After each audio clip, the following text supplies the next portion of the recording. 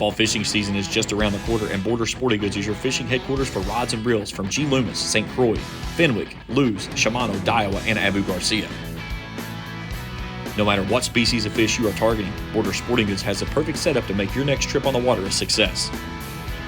Borders also has baits in every size and style with a wide selection of tackle from Berkley, Strike King, Zoom, Z-Man, Bandit, and many more. Before hitting the water for your next fishing trip, stop by and stock up at Border Sporting Goods, US 60 West in Ashland.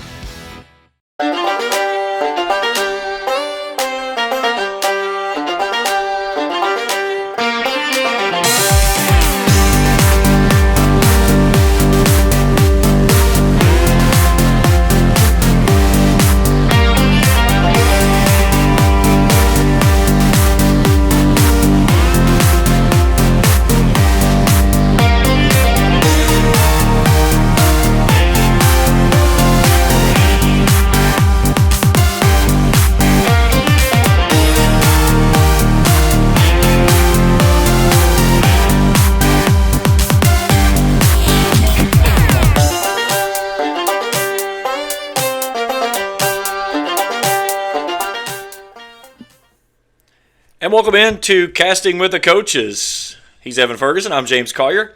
Happy to have you along with us here for episode number 2. How you doing, Coach? I'm doing great. Excited to get this thing going again. Thought it was kind of fun last week, so I'm ready to get to talking this week. Now, the fun thing about this show is right now is I see all the stuff on the final cut. All you see is a video of me, so everything that comes out at the end is a surprise for you. Yeah, I was kind of surprised I would go, last time, and you did a great job of setting it all up, and I just sat back and went, hey, pretty cool. So I hope the viewers enjoy it. I'm sure you do. We're trying to get me to figure out how to log in. So luckily my wife helped me out on being my tech support here, and you've done a pretty good job of it too. But we're excited to get this started. We're obviously, at least I'm not a professional by any means on any of this stuff, so we're just here to have a good time and hopefully, share something and make it fun for guys to watch. Absolutely, and that's what this is all about. We're two guys who are very passionate about the sport of fishing, and more importantly, we've got enough material there that I think that we can share with some people that may be able to help some people out. And listen, if there's someone out there that thinks they can help us out, I'm not going to say no. There's always a lot we can learn, and especially, we've both been coaching high school teams the last couple of years, and sometimes you take some kids out and you just see things, but you're also talking to a lot of people around the state and the area, and you always learn something from everybody you're around every time you go fishing. Well, the one thing I've got to point out first off, before we get started, you totally shamed me last week with your microphone. And I was going back as I was doing a recording, and your recording was way better than my sound. So I want to show this off. Yeah. I went and bought a microphone for this episode. So I've got to have good audio quality here on my side. Well, that's important. This is nothing of mine. This is my wife's, and she likes to do. She's way more into like gaming. She actually, she's my little expert on this stuff, and she's like, "You got to use a mic." I said, "Well, whatever you say, honey, I'll do that." So she got me set up, and it did. I thought it sounded good last time, so we got the whole thing set up again, and we're ready to rock and roll. Well, let's talk about what the show's going to lay out this week. Obviously, we're getting into late December. We're starting to talk about wintertime fishing. And a lot of people think, well, that's the time to put everything away and start maybe replenishing our tackle and everything. And about February, drag the rods out and maybe start getting ready for the spring season. This is actually some of the best time in the world to start heading south. Dell Hollow and Cumberland, I'm hearing reports, both of those are really putting out some quality fish. Yeah, they're turning on. I know the South Central there on Cumberland has their championship this weekend. We're recording this on a Wednesday, but this weekend coming up Saturday and Sunday is the South Central series out of Colony Bottom. This is their championship, and I know a lot of guys from around here are going and fishing in that. So, and in the last couple of weeks, the weights have been going up, but they tend to do this time of year. So, those are lakes that you can go and have fun this time of year. We may not be considered wintertime pros, but it's two places that you don't have to necessarily be a pro to go at least have some fun this time of year instead of just sitting there wishing you were fishing. When you talk about wintertime fishing and you talk about Dale Hollow, you talk about Lake Cumberland, what's the first thing that comes to mind to you? Smallmouth. big smallmouth. That's the first thing you think about. And you go wintertime, I think you're going after smallmouth. You're at least wanting to catch that big one. The world record does come from Dale Hollow, which a lot of people forget about because it's been so long ago since it was caught. But I think you can look into fish two ways: is the big smallmouth that kind of move up, you can cover water for, or there's also still some largemouth, and you go catch them deep in our shad schools, or there are also some stuff in the dirt. So wintertime, it's just my first thought is the smallmouth down there for sure. If you had to pick one or the other to go to, Dale Hollow or Cumberland right now, where are you headed? From personal experience as of right now, I'm going Cumberland. Talk with some guys. They always say that the best time Dale's good now. Don't get me wrong, it's great, but it really goes on fire more so January on traditionally. That's just from the rumors I've heard from the locals always telling me. So I try to follow that rule myself with it. Well, it's something I know you and I, we've kind of kicked around. We both are finishing up school. I think you finished up school on Friday. I finished up school on Tuesday, which certainly puts that Wednesday day in the calendar of maybe trying to get out and get on the water. There's a possibility we might have to make a couple hours trip to the southwest here and get on some fish. That would be certainly fun. That would give us our first fish catches on camera, we hope, as well. Well, we don't want to jinx ourselves. It might give us our first casts on camera here together, but we don't want to get too ahead of the game here. So you never know. But I'd like to say the odds might be in our favor a little bit then. All right. So first off, before we get rolling here, again, if you have not done so, if you're new here, hit that subscribe button. Give us a thumbs up if you like what you see. Hit that bell. I've got it down there. It's on the bottom of the screen. It pops up. So be sure to do that. Again, we're trying to get a viewer base that's watching out here. And here's the other thing that we would love to do too. If you are getting out on the water and you're catching some fish, send us those pictures and we'll put them on the show. So, you hear some of them, they call it Whip It Out Wednesday. We can do it for a Sunday night show. How about Show It Off Sunday? That sounds better. I was going to say, we just went from PG to rated R all of a sudden. Yeah, you stole my. Well, interesting. And the second half of the show, one of the things we're going to talk about, we're getting close to Christmas time, and we're going to put on that wish list. What's Santa Claus going to bring for you for Christmas this year, for something that you want for 2024? And we'll give us our thoughts and stuff, and we'd love to hear from you as well. Drop them down in the comments, and we'll take a look from there. Evan, let's talk about Cumberland. You got one bait that you get to check in with Cumberland if you head down there on Wednesday. What are you going to throw? Rock crawler. Spro rock crawler. You go down there to Cumberland Pro Shop. It's right there. I talked to Brad at Borders. He's, kind of gets me going on this stuff. And, go get you a Spro rock crawler, probably get red bug, and hang on. It's kind of become the staple down there, I would say. It used to be the wiggle warts. I think the rock crawlers getting down to that 14-foot, that little bit deeper depth has really opened up the door for a lot of new things on the fish down there. Now, something I will say is I'm big on the red crankbaits this time of year. What was you going to say? I said, what's yours now? It's your turn. So so I'm going to stay in that same red family, but I'm going to switch to a different lure. I'm into the Bandit. So I've always been big with Bandits, 200, 300 series. Typically, this time of year, you're pulled up on the bluffs. You're doing a lot of paralleling. So depending on where I am on the boat, it'll be whether I've got the 200 or the 300 series Bandit. That's a classic. It's been a good one for a lot of people. Like the Rapala DTs down there a lot too. And I mean, there's people that are slowing down. We talked about last week. The jig comes into play a lot down there. Chris Malone had his famous tail spin that was a big deal, but it was a little bit earlier in the fall. But there's I think the red crankbait down there has become a big deal. I mean, it doesn't matter what. There's obviously different types you throw, but those two are great ones, and I know a lot of people like the Rapalas as well. The other thing too is I've got the custom crankbaits that I paint, and a lot of the blanks I use, they're in those DT6 kind of figurations and stuff. And I might have a red one or 3 or 4, maybe 6 or 7 in that collection somewhere along the way. Yeah, ever since Randy Howe won at Gunnersville a few years ago, it's still hard to find a DT6 in Demon, so you might as well paint them yourself. Yeah, so I'll show some of those off throughout the shows as we go through and stuff. That's something I picked up a couple of years ago. Had knee surgery, got stuck in the house for 3 months, and I couldn't do anything outside, so I picked up an airbrush and learned how to paint fish lures and actually catch fish off them. That's probably one of the coolest things about doing that too is something that you made and then you go out and you catch fish with. That's pretty awesome. For sure. I mean, a lot of people tinker with a lot of tackle, but I know my buddy Sam Nowalk, his spinner baits, it's the only spinner baits I throw anymore. So he does a good job with them. Okay, so we've penciled in. I say we'd probably almost put this one in marker. It's going to be some form of a crankbait that's going to be on that rod. All right, rod number 2 coming out of the locker next Wednesday. What is it? I'll say I have heard the reports of what it's at, water temperature wise. Depends, but I'm probably gonna start with the spinner bait, sack number 2. So probably pull out some spinner bait. Probably just get some double willows, half ounce, and go to town.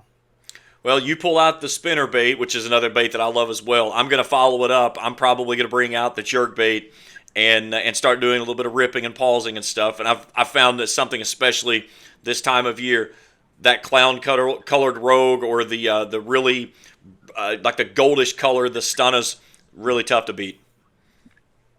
Those are good ones.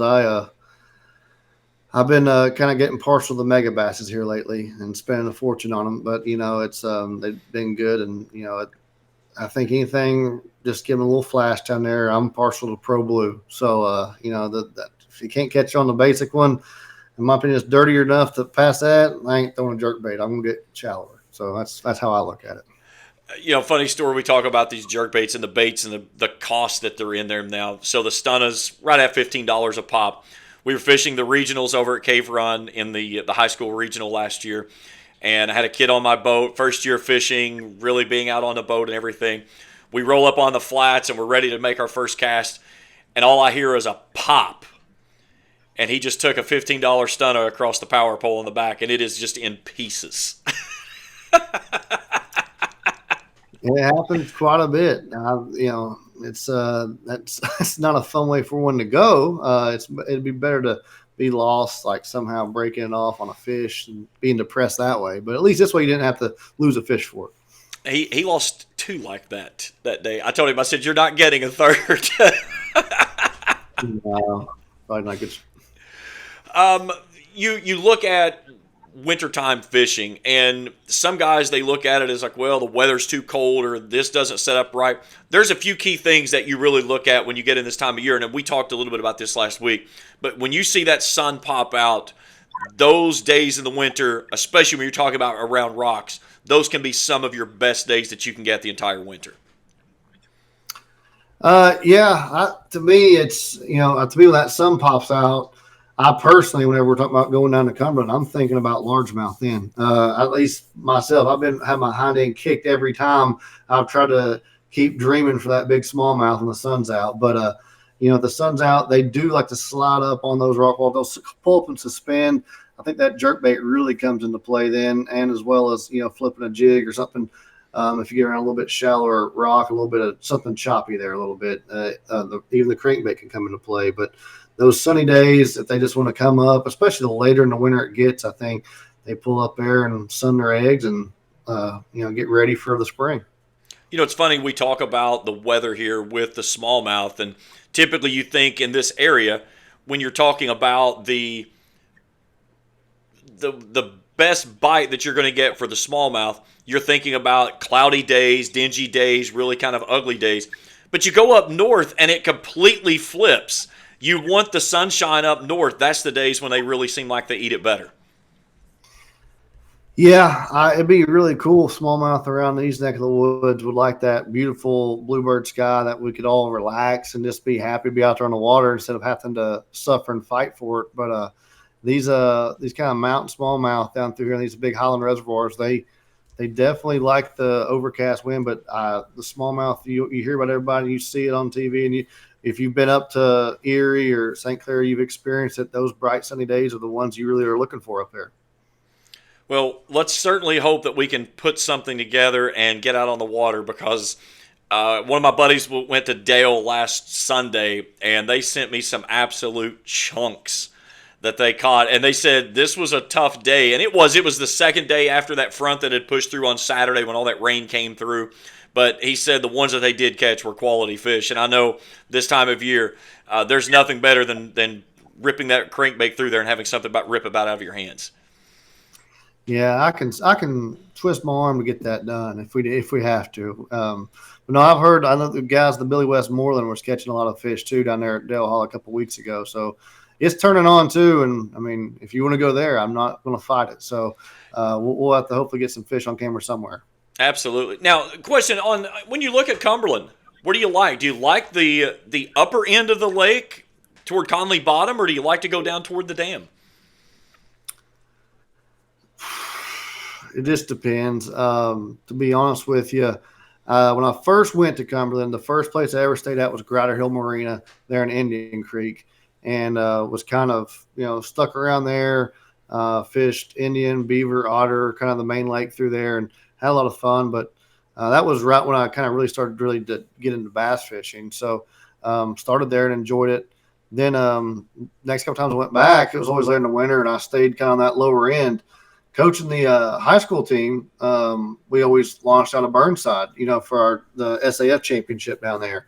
And doing that, you kind of, especially when you got two other kids in the boat, you got a speed limit on the boat. You definitely don't want to drive that long to get to that part of the lake. So you kind of start to explore on the other end. And by golly, exploring up there, I've kind of fallen in love with it too. I can't tell you what my favorite is. I just love it all. And I think it's kind of unique I play it by what the weather forecast is going to be myself. If what I'm going to do, if it's going to be bright and sunny, or if I know it's going to be a tougher day on the smallmouth, I'll probably stay at least up the creek somewhere, or try somewhere I can go to a couple creeks and bounce around if I need to. But if it's going to be ideal smallmouth time, the biggest ones live down close to the dam. That's where you want to be. Yeah, that was something I remember. We fished a tournament down there. It was an FLW Open, and it was my son and his partner, and we got down there. We thought we had the 12-inch limit and found out that it was lake limit. So the fish we were on the lower end of the lake. So we made that run from Burnside all the way down, and we got back up in there and found some good smallmouth. He brought in two 18.5-inch smallmouth. We could not find any greenfish anywhere, and we caught greenfish all weekend long. And I like, if we could have just found three quality keeper largemouth, we've probably been in the top 5. Yeah, that tournament's tough. I mean, there's over 200 boats on the water. I'm sure for yours too. Like you're trying to find a way to get away because you stay close to Burnside. You're fishing around, several boats, but then it's it's just unique because that lake has fish all over the place, and you see guys like what was it, the PFL tournament there a couple of years ago that was won out of Pittman Creek. They had the one-day kind of derby, and I forgot this guy's name, but he went up there in Pittman Creek past the boats there, throwing that double Colorado spinnerbait, and just flat out loaded the boat with them over 20 pounds. And sometimes it's up there. Sometimes you might as well need to go all the way to Indian or whatever, and you just never know. There's fish all over the place. Seems like earlier on in the winter, it's a little bit better on the upper end. As it goes, it tends to move on down the lake. Is kind of a rule of thumb that I've learned, but I don't know a lot. What I've experienced. And the one thing about the stuff that you run into down in Cumberland is the lake being so big. You can go up in some of those creeks, and it's like you're experimenting in another lake itself. And you can find points, you can find secondary points, you can find any type of cover that you want. All of that stuff is out there for the go-getting. It's just you've got to find to get what you need to go find. Yeah, for sure. It's big, and it got its own little nooks and crannies. It's got the big flats every which way. And the diversity of species. The spots rarely come into play big time on tournaments. But if you're down there and have a good time, you can really catch a bunch of spots, especially on the marinas and stuff like that. There's a lot of those, and 2 and 3 pound fish is fun to catch. I don't care where you're at, unless you're that spoiled. You got to go after the big ones. Those can be fun to go after too. So the question that is starting to really stymie around a lot, and it's this time of year, to Ned or not to Ned, which one is your preference? I don't have any Neds. I have a little box I keep of Ned rigs that I take and I go up like the Greenbrier River in the summertime. I'll throw like Ned rigs on that and a little fluke or something. I'll take a little tiny box just to put on a little fanny pack and wade out in the river. I personally have never netted at Cumberland. However, the first time I was there, I was talking about at Grider Hill. The guy I was with, he caught a over 4 pound smallmouth throwing the Ned rig right behind me. So there's definitely something to it. I just personally hate the little weak hook it has, and I like to do something different. I'd rather throw a drop shot or something like that. Well, now here, I'm going to bring the best of both worlds to you because I too. You can ask anybody that fishes with me; they know how I feel about the Ned rig. It's kind of like it's almost a shameful bait for me. But one of the things that I've really had success with, and I did this up north experimenting with it, is I'll use it as my weight on my drop shot. And when you get into some of these areas to where fish are they're staggered a little bit. Sometimes they're on the drop shot, sometimes they're on the Ned rig. I've yet to catch a double smallmouth up there on it, but I have caught two largemouth on it, and it's a lot of fun. That's a good way to think about doing it. I just think about getting hung up every cast when I do, because I can't hardly throw a Ned rig without being hung up when I've done it. But no, that's a unique way of doing it for sure, and it can open up some different doors there. I call it the drop Ned rig is what I call it. So. But you're right. Sometimes it does get you into some hangups, but a lot of times I'm fishing this around grass. I do this a lot at Grayson, and I hook it up weedless, do a really good job with it. And again, it gives you the best of both worlds there, especially when you're fishing around a lot of pressured fish. Yeah, it's definitely a great. I've actually never done, like I said, or been in the boat, but that's a great idea and definitely something to consider. I've seen it actually once in Bassmaster. Somebody said to use it with a jig underneath as your drop shot weight. I thought that was a unique way of doing it too. But either way, something to target two different types of fish. One on the bottom and one a little bit suspended there. I saw a guy that had rigged it up a little bit like this, but I've never seen this one. Put a swim bait on the bottom and was using that to kind of drag it across the bottom of that swim bait and then have the drop shot up above it. And I'm like, man, I'm really going to try that out this summer when I head up to north. Yeah, especially up there. That's really because you got you're fishing up north in those places. There's not near as much rock and stuff you're going through. It's just like isolated stuff. So you can definitely get away with it on those grassier, sandier bottoms. So it's definitely something to consider fair. And a lot of times those smallmouth up there, they won't hit it unless it's laying in the bed. But sometimes you can get them when it's on the drop shot, but they sometimes they want it literally inside their nest, laying on top of it. So that's a good way to cover both. All right, so we're getting very close to Christmas, and again, we've got the Christmas trees that's in the backgrounds here. So let's start talking about what Santa Claus is going to bring you for Christmas for that 2024 fishing season. So Evan, Santa Claus says you can have anything that you want for next season. What's that one purchase that you hope that you get? I wear a size Z21 XL 2024. No, I tell you, I'll say this much personally for me. If you're somebody who doesn't, if there's anybody thinking about buying Christmas, I always look at too. As a fisherman, I like to just ask for like the gift card to the local tackle shop. I get at Borders or just say, let me go, give me some money to go buy there because I do get particular about stuff, and it's like, oh, that's very nice, and you're really happy to get a lot of gifts. But sometimes, I hate to see somebody spend their hard-earned money on me and it not be exactly what I was looking for. But sometimes that's the lucky bait.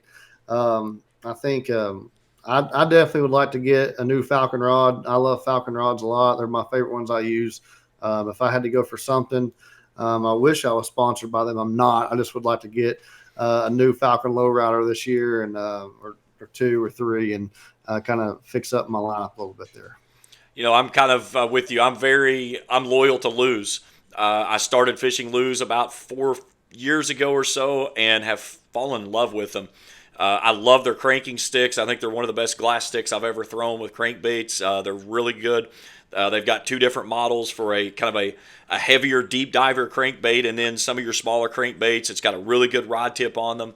But I like my Lew's reels. I mean, you can take them out and throw them in the windiest days, and 90% of the time you're going to have a pure cast. There's no backlashes coming with them.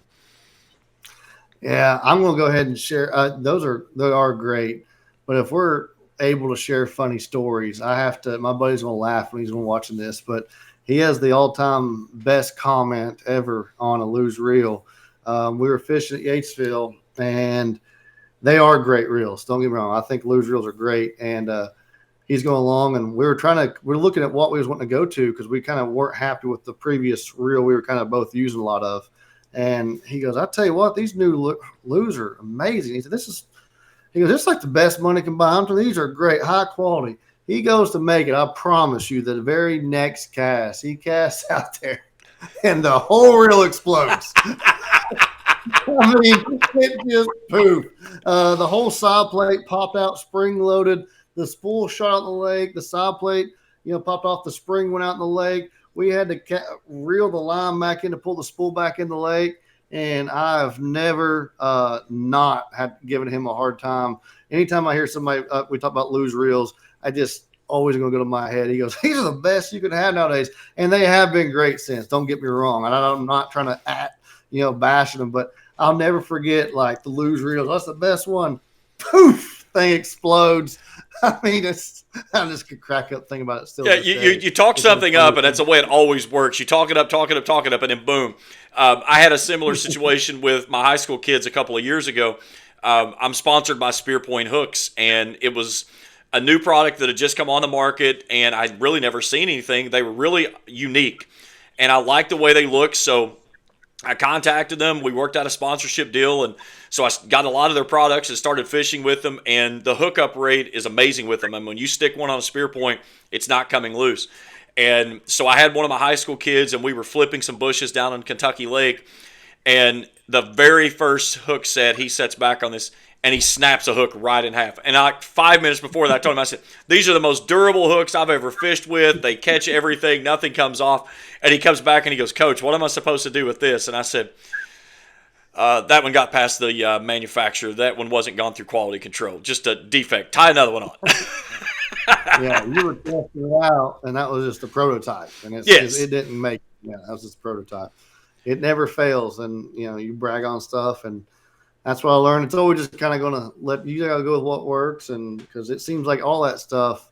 And as more we go, a lot of these companies, you have some new startup companies that are great, but I think like I started getting in with that Woo Tungsten stuff, and it was a lot of people got the Pro Staff stuff, and it's great but I tell you, those Woo Tungsten, they really hold their paint well on their tungsten, and as a startup company, I didn't know how great it was going to be, but they've been fantastic, and that's the only tungsten weights I'll use, just because they do a great job of actually holding the paint and not getting chipped too easily. But there's a lot of I always like to see those new guys that are coming out in the fishing tackle world stuff, because they seem to get a little bit more excited and care more about their quality control right out of the gate.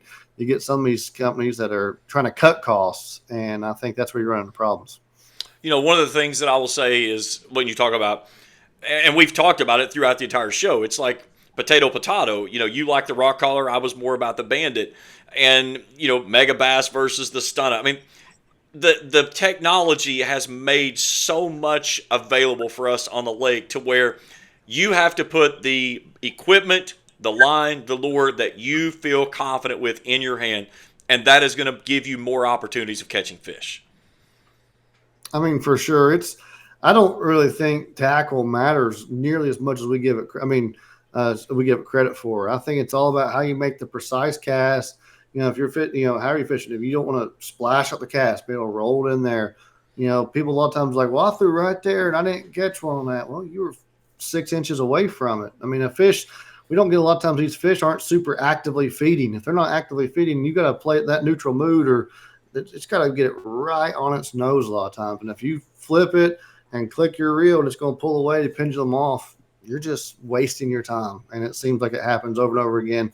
You got to be precise. And I think knowing how to cast and knowing how your bait's reacting in your rod in the water, be able to feel that and be in control of it, what it's all about. Ish Monroe, I was watching a tournament he was fishing in. He was talking about his equipment. And, he's sponsored by Daiwa. But he wasn't using the $400 reel. He was using the one that says like it was $189. And one of the things he was talking about, he said, when you start fishing, especially competitively, You need to have good equipment. He said, but buy the equipment that you can afford, but make certain that it's quality. He said, because it may cost you $50 more to get that next step up on that reel, but the time it's going to save you on the water is going to be times 10 the amount of money that you're going to spend. Yeah, and get something and I think it's always something to be said. I'm not trying to tell somebody they need to sell all their rods and reels and go buy this certain type of whatever. But I think it matters too to kind of be consistent with what you're buying from the same manufacturer. Like, if you like a certain reel, I mean, maybe not do it all at once, but kind of gradually try to go get your stuff all the same way, because you're going to get used to how it casts and you're going to get used to how that feels in your hand, and knowing how the brake settings work on certain reels and things like that, because each manufacturer's brakes can be a little bit different. Even you go from different model reels in the same company, they tend to change how they're centrifugal, magnetic, or how they do their different braking systems. And Shimano's got a lot of that digital stuff now, and they all have these different things. You got to do something that's kind of consistent that works for you. And last week we talked about the line stuff. There's all these special types of line you can use, and they all do have a place for it. I mean, you can definitely argue why that you should use 8-pound fluoro for this, or if you're trying to get something maximized depth on a jerk bait, or you should be using 20-pound to flip with. But I kind of keep all my stuff just consistent on the same stuff unless I really need to specify, just because I'm comfortable with it. I know how it works for me, and that's just do something that works for you and stick with it. That's kind of what I've got as well. I across the board, I've got my bait casters that have 2 different size lines on them, and then my spinning rods are all braid with a fluorocarbon leader, and they're all set up exactly the same. And that's the way that, even though I may have a different type of rod for each individual thing, I'm using the same type of line on the same type of equipment, and everything works the same. Yeah, I think it's key. I mean, the only thing spinning rod, I basically always now braid to fluoro. Except for I will not throw a fluke without putting it just straight mono all the way. I just believe in it. I've done it with the fluoro sometimes, but I like kind of extra stretch because I get excited and I'll set it. But and then sometimes I've actually, even if I'm fishing, it's really clear, I'll go all the way straight fluoro on my spinning reels, just because I think it's a little bit more of a sink. If I'm trying to get that, if on a wacky rig a lot, I want to sink faster if I'm needing to. Just, there's certain times you will change it, but, we can get stuff and mix it up. Get something consistent. It means it helps you out. You start talking my language. You start talking fluke and wacky rigs. And, I mean, it's like, it makes me excited. I'm ready to go fishing right now. Yeah, we're starting to talk about, like, we kind of turned off the wintertime here. You can tell. We're starting to talk about, okay, now we talked about flipping stumps in shallow water a little bit ago, and now we're talking about, and I'll say the only other time I'm going to add it, while we're at it talking. Also, if I'm throwing a really light shaky head, an 1/8 ounce or less, or even something after dark. Sometimes if I'm around trees, I hate throwing that braid to fluoro. I think it gets hung up more. If I'm trying to work a shaky head through a tree, I like that straight mono. And sometimes it just depends on. That's about the only other time. If I'm around a lot of trees, I don't like that braid to fluoro. I just think it digs into that bark or something. I just find I spend more time being hung with that than I do with the mono, and it has that arc, and it will kind of flutter down a tree instead of kind of pinning them out.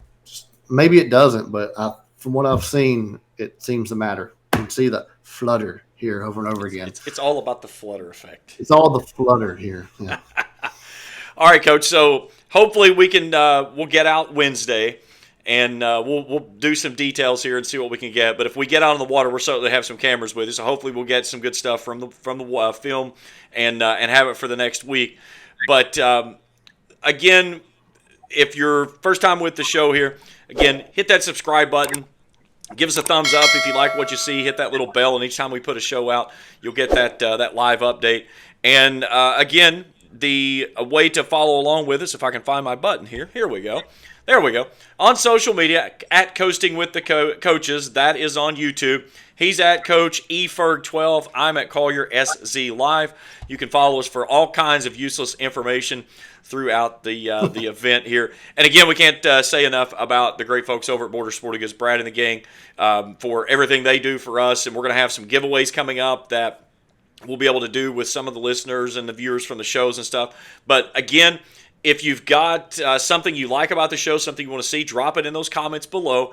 And then we're going to also roll out that we want to see your fishing catches. So send us those over to us because we're going to put those on the show. Make sure you tag us with them. We'll put those in the show starting next week. And Coach, I know we've got a few that we can show off as well. I know you sent me some pictures today, and I said, all right, just stop showing off. You're flexing now. I wasn't trying to. I'll say one thing about Borders just to add to it as far as about Christmas gifts go.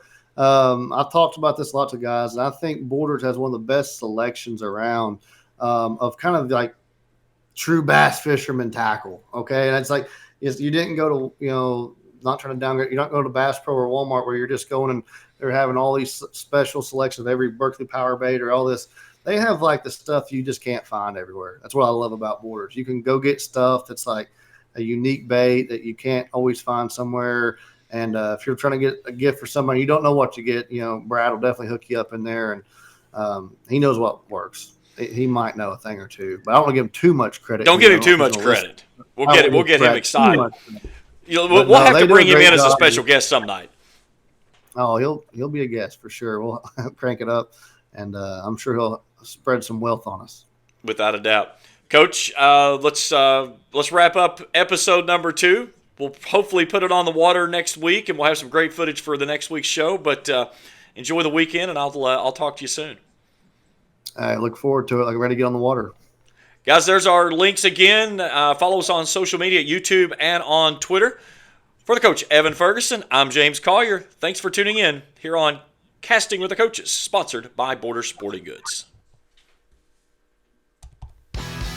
Fall fishing season is just around the corner, and Border Sporting Goods is your fishing headquarters for rods and reels from G. Loomis, St. Croix, Fenwick, Lewes, Shimano, Daiwa, and Abu Garcia. No matter what species of fish you are targeting, Border Sporting Goods has the perfect setup to make your next trip on the water a success. Borders also has baits in every size and style with a wide selection of tackle from Berkeley, Strike King, Zoom, Z-Man, Bandit, and many more. Before hitting the water for your next fishing trip, stop by and stock up at Border Sporting Goods, US 60 West in Ashland.